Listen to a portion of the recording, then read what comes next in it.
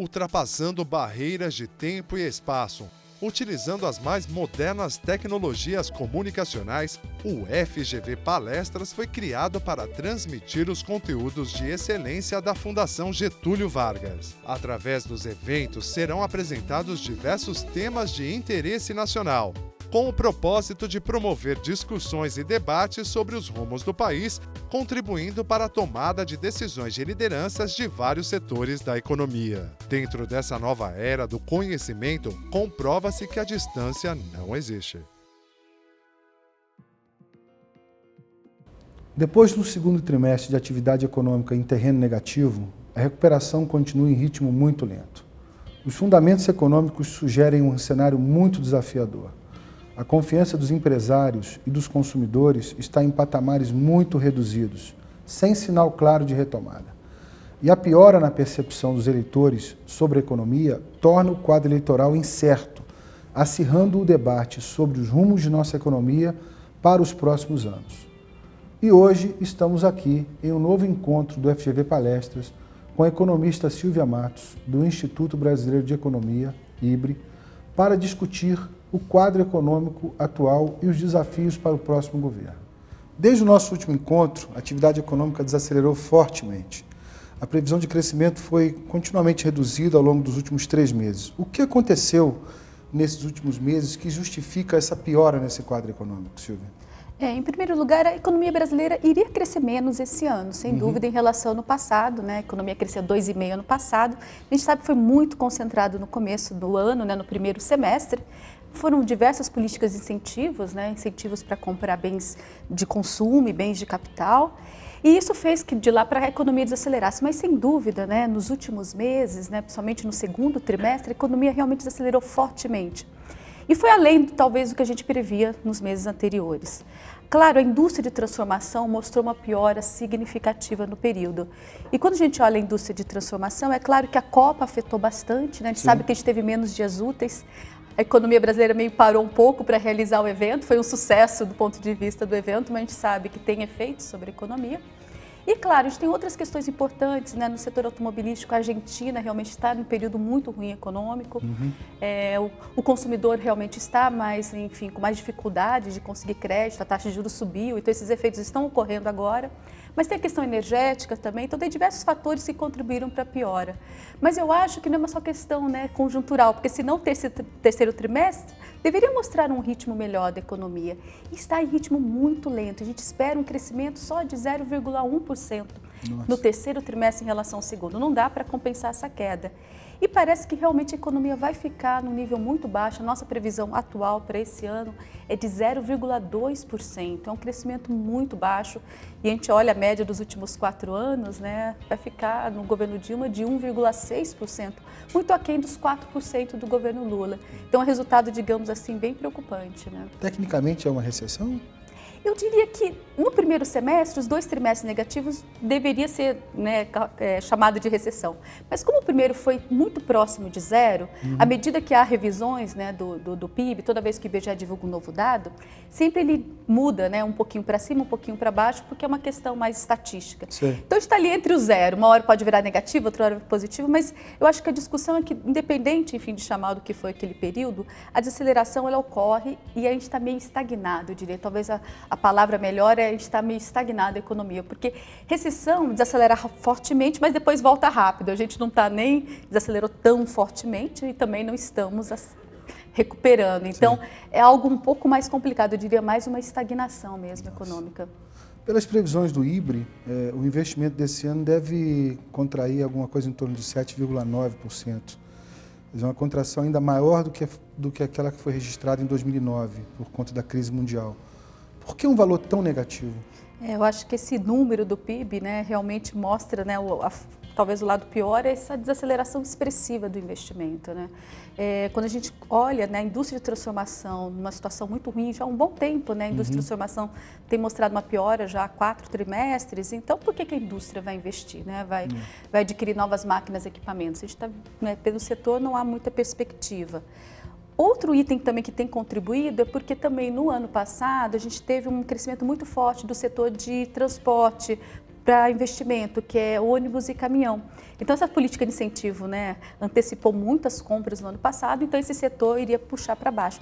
Mas talvez o investimento não ficaria tão negativo, é que a gente tem um componente a mais esse ano, que é a construção civil. No período da crise, a construção civil só contraiu 0,7%, uma contração muito pequena. Hoje, esse ano, a gente espera uma contração de 5% da construção civil. Nossa. E ela tem um peso importante no investimento. Então, o que acontece? Esse setor, né, que é um setor que vinha com algum crescimento forte, né, todo esse período recente, ele tem desacelerado mais, né, até o finalzinho do ano passado começou a desacelerar e está muito mal, né? Então, isso mesmo não segura, então o investimento fica realmente em terreno negativo. E o setor da infraestrutura, que poderia, né, contribuir um pouco, a gente vê que é um crescimento muito baixo da infraestrutura no Brasil, né? Sempre tem perspectivas favoráveis, mas sempre aquém do necessário. E aí o resultado final, não só o investimento muito baixo, mas é a taxa de investimento do Brasil, né, que é o investimento sobre o PIB, ele está recuando, né, nesse ano em torno de 17%. No ápice ali do período, né, de 2010, a gente chegou a 19,5%. Então, nos últimos 4 anos, houve um recuo gradual dessa taxa de investimento. Quando a gente olha nossos parceiros na América Latina, a taxa de investimento é 24%, 25%, 27%, e o Brasil com 17%, é um nível muito baixo, então é natural um baixo crescimento. Se a gente não investe, como a gente vai crescer, né? De acordo com as pesquisas do Instituto Brasileiro de Economia, o IBRE, a confiança do empresariado brasileiro está em níveis próximos ao de 2009, período da crise internacional. Isso é muito preocupante. O que explica esse mau humor tão elevado? É uma parte importante, sem dúvida, né, que a economia está indo muito mal. E a gente sabe que quando a gente fez até uma enquete especial, né, no último mês para perguntar se tem alguma coisa a mais além, né, da economia muito fraca, na verdade há uma frustração muito grande com relação, né, à economia brasileira. Eu acho que os empresários não imaginariam uma desaceleração tão forte da economia esse ano. Então, frustração é algo que realmente prejudica muito a perspectiva para o futuro, né? Se há frustração, provavelmente pode ocorrer nova frustração, né? Sem dúvida. Mas também tem uma questão nova que os empresários estão citando, a questão do quadro eleitoral, que não necessariamente em período de desaceleração econômica, isso é algo que é importante. E nesse ano, parece que realmente há uma incerteza em relação ao quadro econômico, por questões políticas. A gente não sabe muito bem, né? Eu acho que os empresários têm um pouco de incerteza, qual vai ser o ajuste do ano que vem, né? Então isso posterga investimento e confiança em baixa produz uma piora ainda maior na atividade econômica. Então, isso se realimenta, digamos assim, no sentido ruim, né? E, claro, né, a demanda está fraca, a gente está num cenário um pouco ruim e, claro, isso prejudica a questão do investimento, mas é importante notar que desde 2010, a gente olha os gráficos de confiança, mostra uma queda gradual da confiança. Gradualmente, os empresários estão realmente menos otimistas com a economia brasileira. E é uma coisa um pouco mais estrutural, né? Porque num período, né, digamos assim, de uma recessão, algo forte como uma crise, a confiança desacelera rapidamente, mas ela retoma rapidamente também. Agora a gente tem visto uma desaceleração gradual em níveis, né, próximo da crise e talvez vai demorar um pouco para recuperar essa confiança. Acho que só um novo governo, né, com uma nova proposta, ter um pouco mais de clareza do que serão os próximos 4 anos, pode ter alguma recuperação. Alguma coisa pode vir, né, depois do período da eleição, que pelo menos está resolvido a questão eleitoral. Mas eu acho que ainda para recuperar aquela confiança ainda vai demorar. Eu tenho a impressão que os fundamentos da economia, eles estão errados, né? Você começa a ver juro muito alto, o nível do dólar, que o governo intervindo, né, no dólar, empresas que precisam exportar não conseguindo exportar, redução de produção, aquilo que você falou dos caminhões também, né, um grande movimento de compra por conta de um incentivo, aí depois você para, porque na verdade, toda essa política consumista que o governo estabeleceu, ela tem um limite, né? Nós não somos uns Estados Unidos ou uma Europa que são indivíduos já desenvolvidos, né? Apesar de ser apesar da Europa, por exemplo, que é uma economia muito mais estabelecida, mas nos Estados Unidos você tem uma febre de consumo que é muito difícil de replicar aqui, né? Então você está criando uma situação que o empresário começa a ficar realmente com um desalento muito grande. Sem dúvida, esse cenário, né, de políticas setoriais gera uma volatilidade muito grande, uma incerteza muito grande sobre os negócios, né? Você não sabe se essa desoneração vai continuar ou não, né? Se haverá uma nova desoneração, você fica esperando também, tentando um novo incentivo. Então, com certeza, isso prejudica a produtividade e a eficiência da empresa. Eu acho que isso se espalha para a economia como um todo. Então, políticas setoriais, ela geram, um efeito positivo temporariamente, mas eu acho que no médio e longo prazo o efeito é mais negativo do que positivo, infelizmente. Você destacou a desaceleração na indústria, mas o segundo trimestre mostrou que o setor de serviços, que é aquele que tem o maior peso no PIB agregado, contraiu no período 0,5% em relação ao primeiro trimestre. Isso é algo não muito comum. Nos últimos 11 anos, isso só aconteceu 2 vezes. Por que isso está acontecendo agora de novo? Então isso é uma novidade realmente, acho que dessa desaceleração, né? O setor de serviços ele pode ser dividido mais ou menos em 2 grupos. Um é o setor de serviços mais voltado às empresas, então quando a economia desacelera um pouco também, né? Mas tem um serviço prestado às famílias. E esse setor realmente é o setor que estava segurando o PIB brasileiro. Por exemplo, no período da crise, quando a indústria como um todo contraiu 6%, o setor de serviços cresceu 2%. Então isso fez com que a economia, né, a recessão brasileira de 2009, fosse muito pequena, foi 0,3%, quase zero. Sim. Num período tão, né, de economia tão fraca.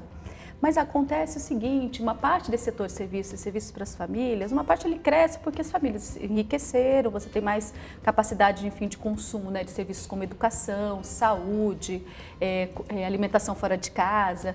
Só que acontece, a economia está fraca já há um bom tempo, né, e agora realmente essa fraqueza se generalizou para esses setores também.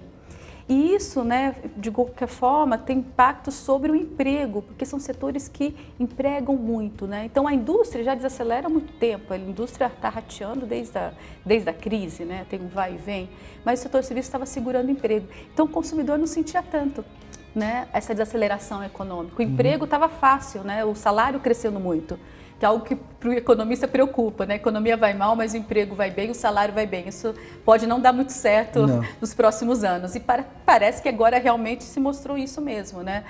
Tanto que o consumidor, ele fala que está mais difícil conseguir emprego mesmo.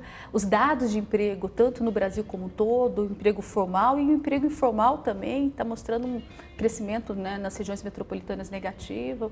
A renda já não cresce tanto. Então, isso é uma novidade, né, do ponto de vista econômico, que é mais prejudicial porque é mais generalizado.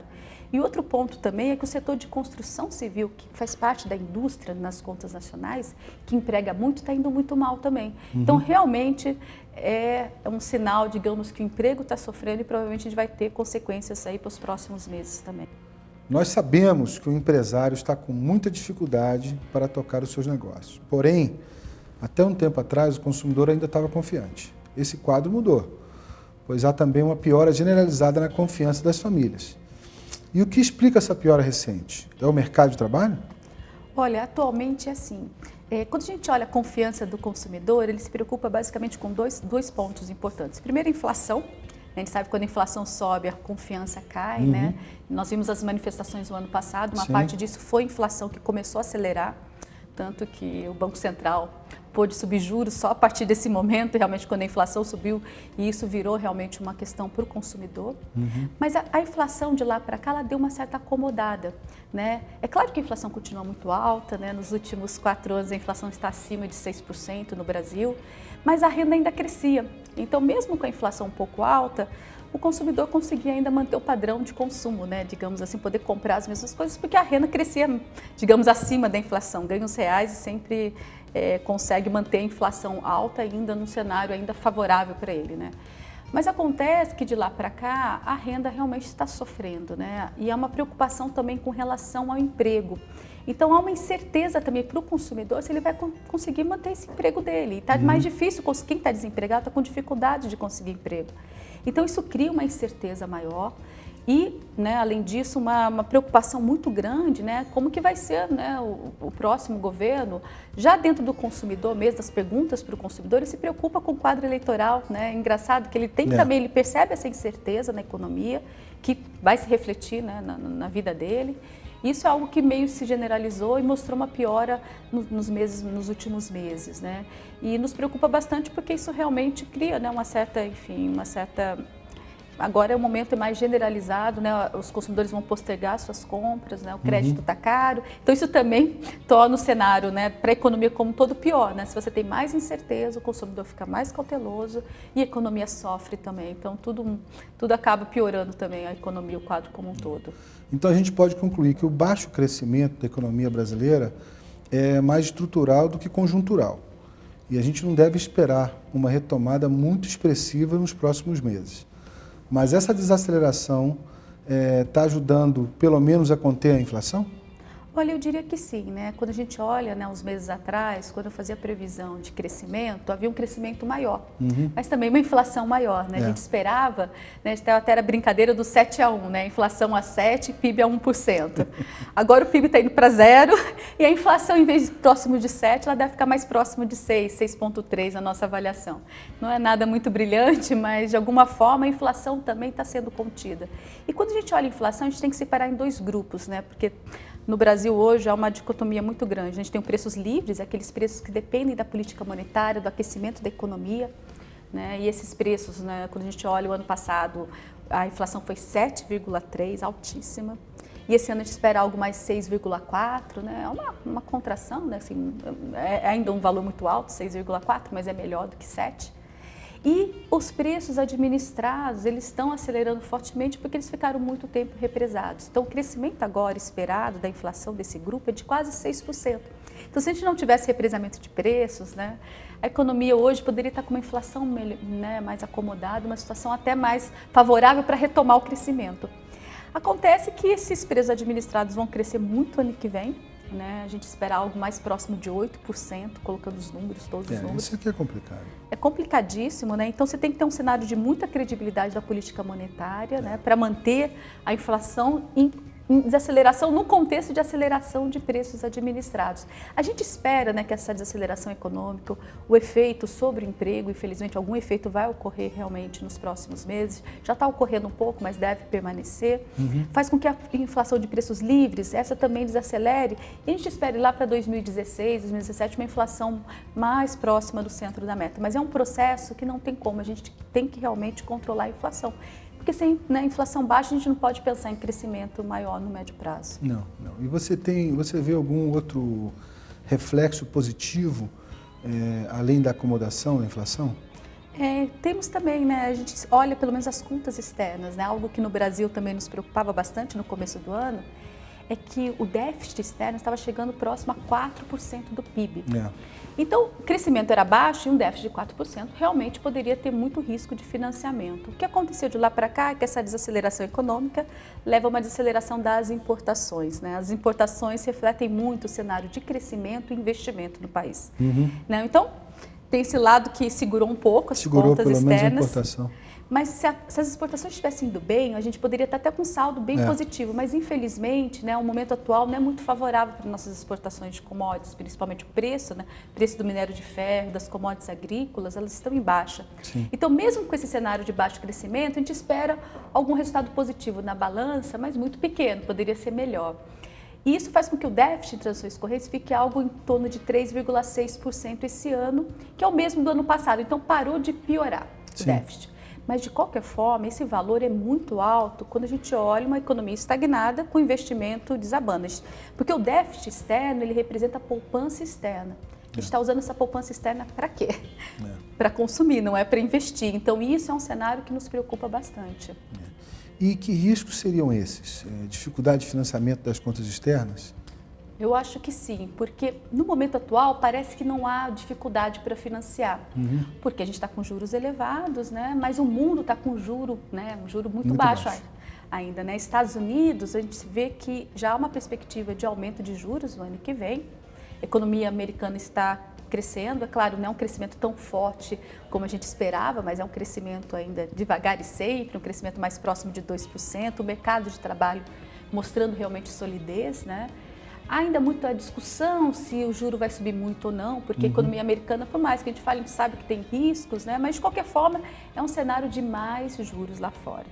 E aí, né, o mercado mundial vai precificar se vai né, querer continuar financiando emergente ou não. E há uma diferença entre os emergentes. Tem emergentes que estão mais favoráveis, com fundamentos econômicos mais favoráveis. O Brasil tem uma certa fragilidade, né? Porque o crescimento está baixo, o financiamento externo é necessário, o lado fiscal, que a gente pode discutir todas as nossas fragilidades. Então, a gente pode ser mal avaliado. Então, a gente também tem que se preparar para esse cenário que pode ocorrer em meados do ano que vem. A gente tem que estar preparado. Porque se a gente não estiver preparado para isso, a gente pode ter uma necessidade de subir juros, o câmbio muito, desvalorizar muito. E aí, o que vai acontecer?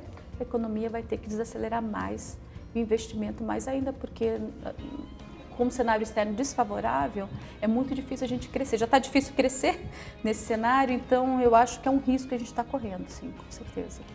Apesar da retomada da economia americana, ainda tem muitos riscos na economia mundial, né? O grande destaque, a área do euro, que conseguiu sair da recessão, mas não conseguiu crescer.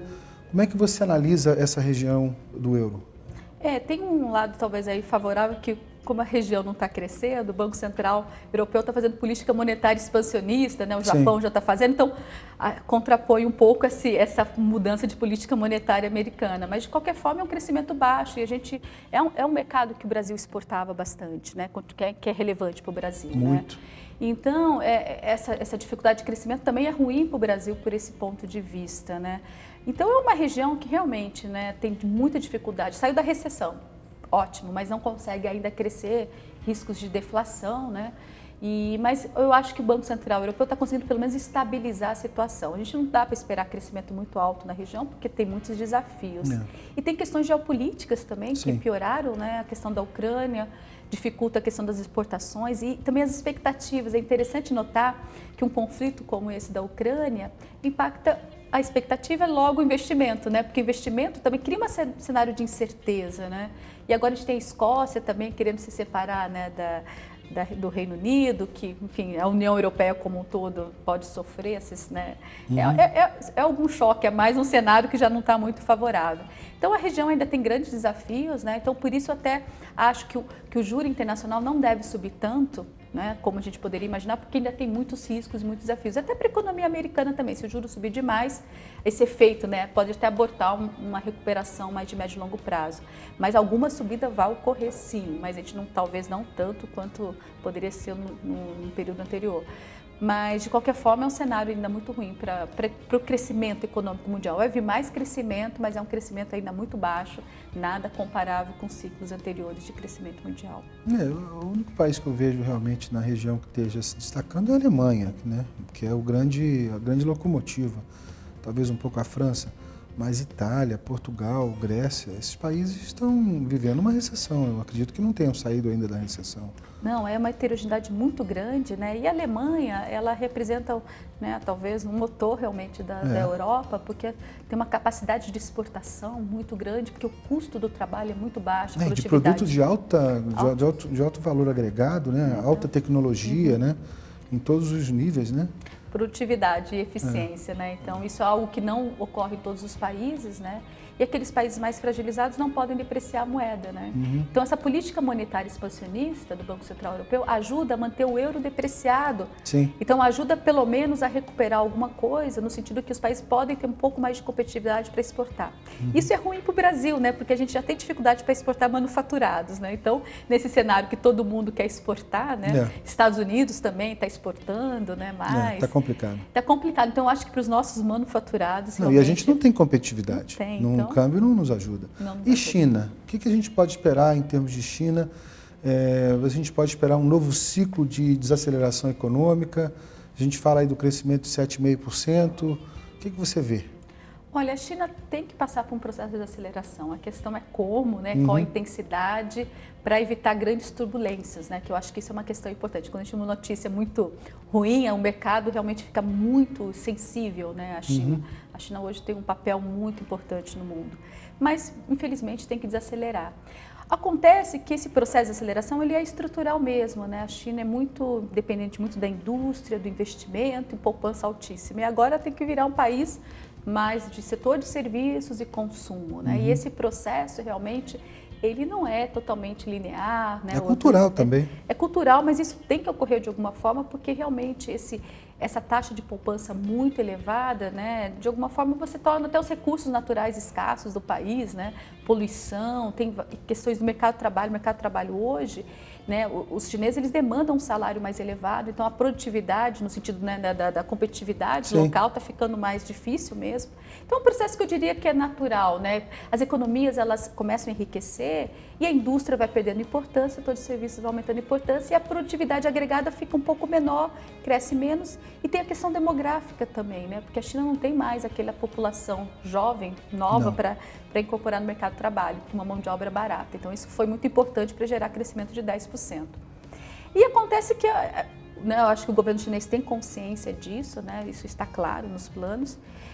Mas tem algum espaço, pelo menos, para fazer uma política monetária ou fiscal para tentar manter desacelerando esse crescimento, mas de uma maneira não tão abrupta. Né? A gente tem visto ainda a inflação muito acomodada, né? Então há ainda espaço. E o lado fiscal ainda, né? A gente tem vários problemas que podem ocorrer lá na questão bancária na China, mas quando a gente olha a capacidade ainda, né, de expansão, é muito grande, porque a China tem uma capacidade de expandir o lado fiscal ainda em patamares ainda maiores do que ela tem hoje. Então, apesar dos problemas serem, né, grandes, né, e tem risco, ainda tem muito espaço do governo para contrabalancear isso, evitar talvez uma crise muito expressiva. É claro, esse processo não é tão simples assim, é ruim para o Brasil, né? Porque menos investimento, pelo menos pelo lado, por exemplo, do minério de ferro, a gente sofre na veia, né? Diretamente isso. Agora, pelo lado de commodities agrícolas, né, a China ainda crescendo com um padrão de consumo, né, mais próximo de um país mais rico, vai demandar realmente commodities agrícolas. Só que a gente tem que manter a nossa competitividade. A gente tem vantagens comparativas, mas a gente sabe que o custo, né, de transporte, de logística no Brasil ainda é muito problemático. Então, a China está investindo no mundo inteiro, né, na África, em outras regiões, para tentar manter esse acesso a essas commodities. E o petróleo também, precisa de muito petróleo, a gente poderia também exportar mais petróleo.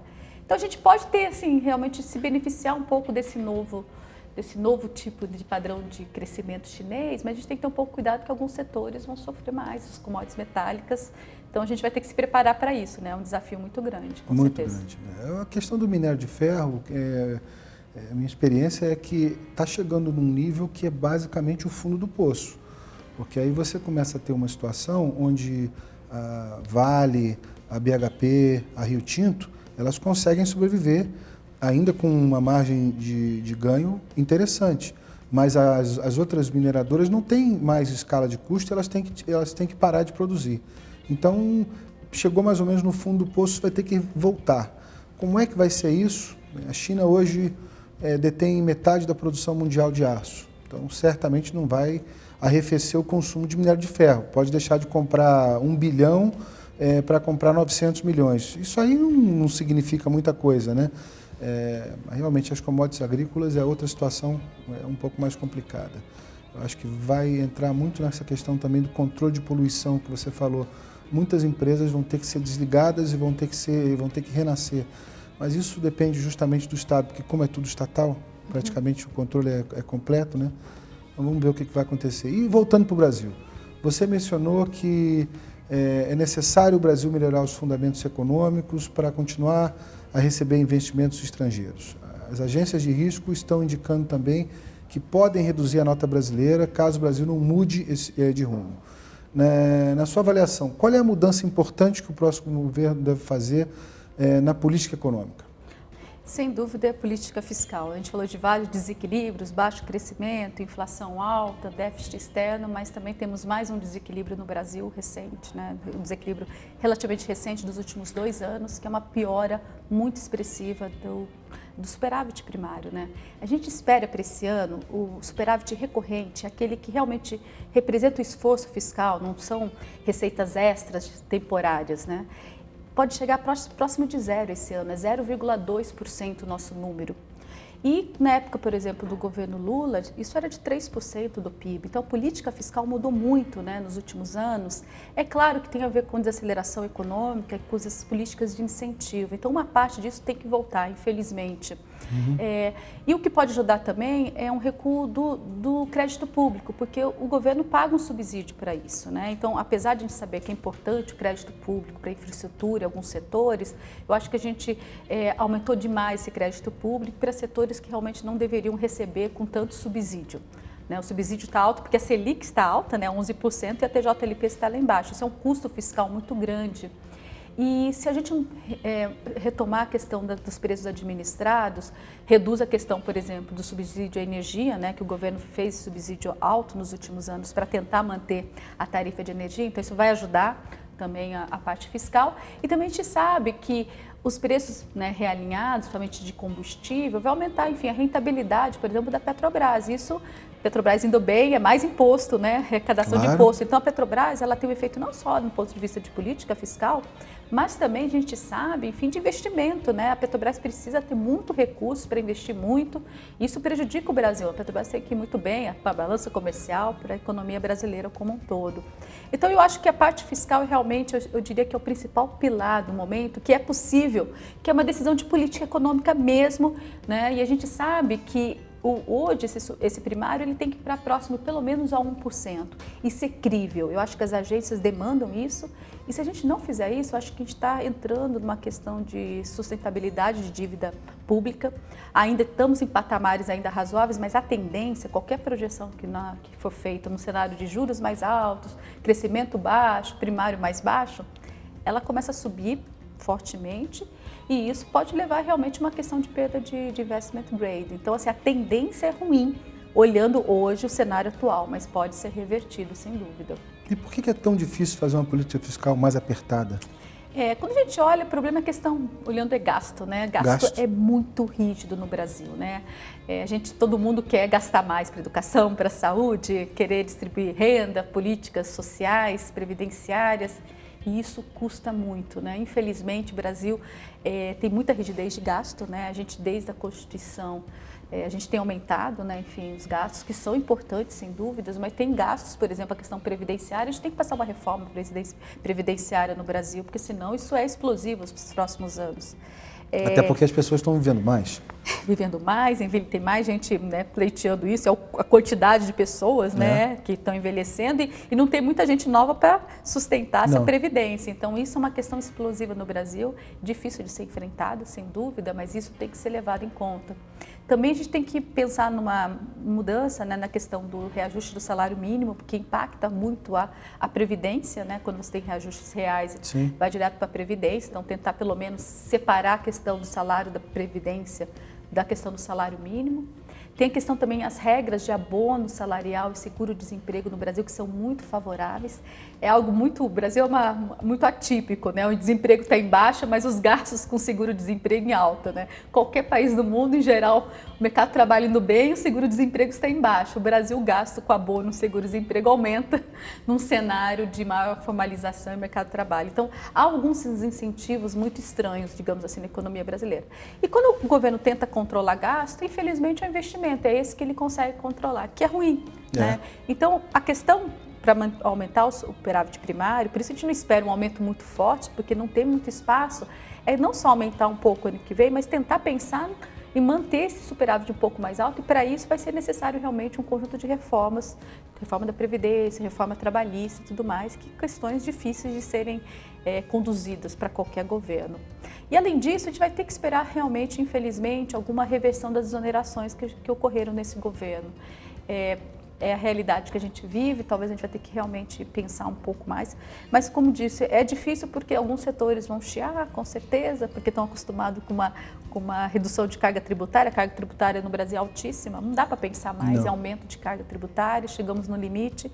Isso é um desafio para qualquer governo, mas a gente tem que realmente enfrentar isso, não tem como. Eu acho que a situação realmente estamos no limite, digamos assim.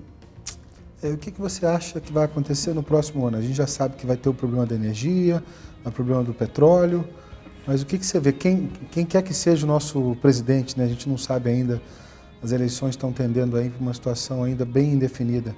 E é interessante, no debate eleitoral as pessoas fogem um pouco dos problemas, Todos esses problemas a gente sabe que é uma situação muito complicada, mas meu cenário básico, eu acho que é um cenário que realmente não tem como a gente fugir, é de realmente enfrentar esses problemas, porque senão eu acho que a gente pode entrar numa situação de crise no próximo governo, com essa mudança de cenário internacional. e sem mudanças, né, na questão da política fiscal, política monetária, eu acho que a situação a gente pode correr riscos, né? É claro que a gente pode ir melhor, né, o pior dependendo desse conjunto, né, de reformas que a gente pode conduzir. Porque primeiro a macroeconomia realmente a gente tem que retomar a questão do tripé, né, macroeconômico. Parece, pelo menos os candidatos de oposição colocam isso como uma questão importante, e dentro do próprio governo acho que pelo menos há algum consenso, né, que realmente a gente tem que manter a inflação controlada, né, retomar a política fiscal, mas a gente sabe que é muito mais difícil o próprio governo, né, na reeleição, mudar muito radicalmente. Não. Então, acho que isso vai ser uma discussão importante, mas de qualquer forma, eu acho que não é só a questão macroeconômica que tem que ser discutida no Brasil, né? A macroeconomia tem que estar no lugar certo, é condição necessária, mas não é suficiente para um crescimento, né? A questão de reformas microeconômicas, eu acho uma questão que tem que ser retomada. No primeiro governo Lula, a gente teve um conjunto de reformas e é um conjunto aí enorme de reformas que podem ser feitas, aumentar as concessões, a eficiência realmente do ambiente de negócios no Brasil. Então, assim, tem tantos problemas também do ponto de vista de ineficiência no Brasil. Se a gente atacar, a gente pode talvez não crescer tanto quanto a gente gostaria, mas a gente pode crescer um pouco mais no médio prazo. É claro que o ano que vem não dá para esperar muito crescimento, porque a gente tem que manter a inflação controlada. Eu acho que não dá mais para postergar esse controle de inflação. O Banco Central já subiu os juros, talvez tenha subido um pouquinho mais, vai depender da política fiscal, a gente não sabe muito bem como vai ser o ano que vem, mas é importante ter independência e credibilidade e controlar a inflação. Isso pode ajudar até um juro mais baixo lá na frente, porque senão a gente vai conviver com juros altos e isso é péssimo para o crescimento. Então, política fiscal caminhando na direção, política monetária fazendo o dever de casa, a gente pode pensar num crescimento um pouco maior, mas eu acho que vão ser anos de grandes desafios mesmo para qualquer novo governante.